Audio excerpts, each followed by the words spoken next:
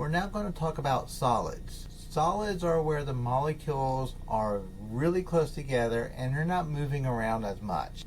They are still moving around a little bit. Basically, they're vibrating back and forth in whatever position that they're kind of locked into. When we talk about solids, we think about solids as crystalline solids. And crystalline solids are just one type of solid. And a crystalline solid is usually made up of an ionic compound, and the most common crystalline solid is sodium chloride.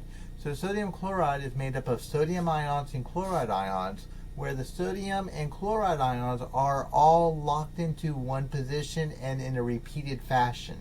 And so we end up with a sodium ion, a chloride ion, a sodium chloride, all in 3 dimensions.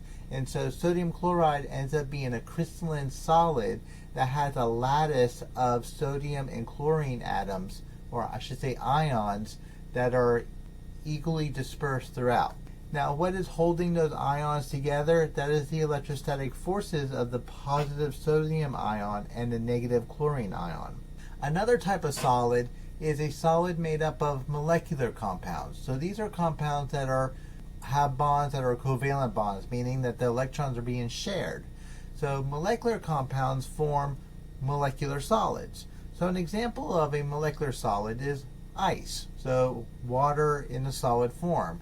So water is a covalent compound, and when it's a solid, it exists as individual water molecules that are in its own location and kind of makes its own solid lattice. Another type of solid that is formed with covalent compounds are covalent network solids.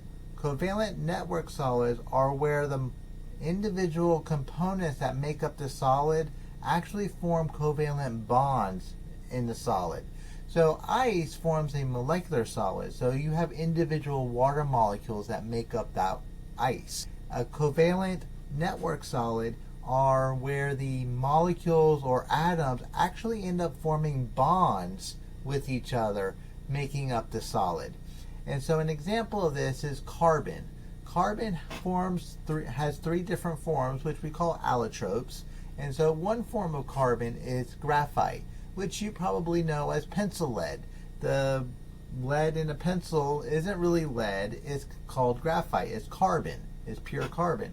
And graphite is a covalent network solid in the sense that the carbon atoms are all linked or bonded in kind of a hexagon shape.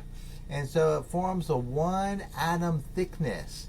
And above that would be another layer of carbon atoms that are forming hexagons, that are bonded in hexagons. And so we end up with layers of carbon atoms where the layers laterally are very strongly bonded, but vertically there's very little bonding that's happening. They're very loosely bonded. And so that's what makes graphite very slippery. Carbon also forms diamond as another allotrope. And so in a diamond structure, carbon is forming bonds that are kind of in a tetrahedral arrangement, which is a very strong, solid arrangement. Now the last type of solid is an amorphous solid. In an amorphous solid, there's no repeated structure. There's no kind of order in an amorphous solid. It's completely randomized. So amorphous solids usually are, the most common amorphous solid that you're familiar with is glass. Glass is, there's no structure whatsoever in the silicon dioxide molecules that make up the glass structure. There's no order whatsoever, and that's what makes it amorphous. Now, another type of amorphous solid are usually very soft and pliable, that like butter, wax. So anything that is soft and easily deformed is usually considered an amorphous solid.